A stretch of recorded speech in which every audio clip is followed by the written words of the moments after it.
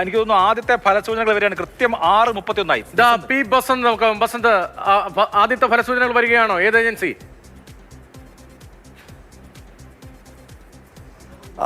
രതീഷ്, ആദ്യമായി ഇപ്പോൾ ആസാമിൻ്റെത് വന്നിരിക്കുകയാണ്. JVC ആണ്, ടൈംസ് നൗ JVC ആണ്. NDA ആണ് മുന്നേറ്റം എന്നുള്ള തരത്തിലുള്ള ചില സൂചനകളാണ് അവർ നൽകുന്നത്.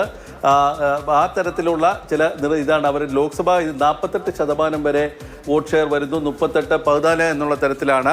ഇനി അതിൽ അന്തിമമായൊരു ഫിഗർ വരാനുണ്ട്. ഏതായാലും അവരുടെ ചില സൂചനകൾ മാത്രമാണ് അവർ നൽകുന്നത്. അല്പസമയത്തിനകം തന്നെ കേരളം അടക്കമുള്ള സംസ്ഥാനങ്ങളുടെ എക്സിറ്റ് പോൾ ഫലങ്ങളാണ് ഇപ്പോൾ വരാൻ പോകുന്നത്. NDTVയും CNN-ഉം അതുപോലെ AVPയും ഇപ്പോൾ NDTVയിൽ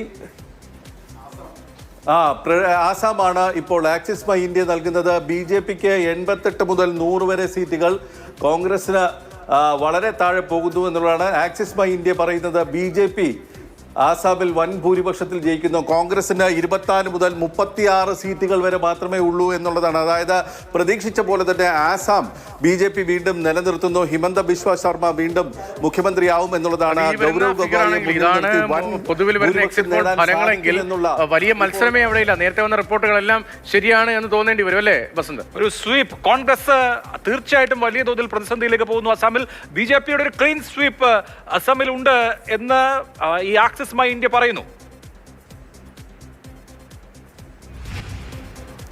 കഴിഞ്ഞ ലോക്സഭാ തെരഞ്ഞെടുപ്പിൽ കോൺഗ്രസ് ചില മെച്ചങ്ങൾ വരുത്തിയിരുന്നു. ജോർഹാട്ട് പോലുള്ള സ്ഥലങ്ങളിൽ വലിയ വെല്ലുവിളി ഉയർത്തിയെങ്കിലും BJPക്ക് അവിടെ തോൽക്കുന്ന ഒരു സാഹചര്യമാണ് വന്നത്. അപ്പോൾ ആ ഒരു സാഹചര്യത്തിലാണ് ഇപ്പോൾ ഇത്തരത്തിൽ 88 മുതൽ 100 വരെ സീറ്റുകൾ നേടുന്നു എന്നുള്ള ഒരു വലിയൊരു സൂചന ഇപ്പോൾ ആക്സിസ് മൈ ഇന്ത്യ നൽകുന്നത്.